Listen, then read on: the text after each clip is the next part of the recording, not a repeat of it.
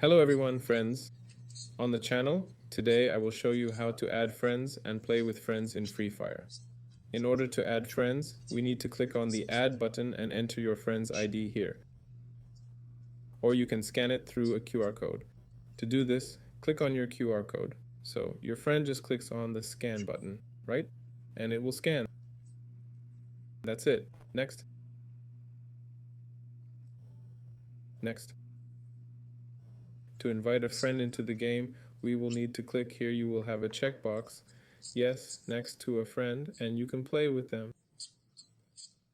That's it. Well, or just look for people to play here. Just click on the plus sign, respectively, play. That's it. Here you can also choose, respectively, ready to play. That's it.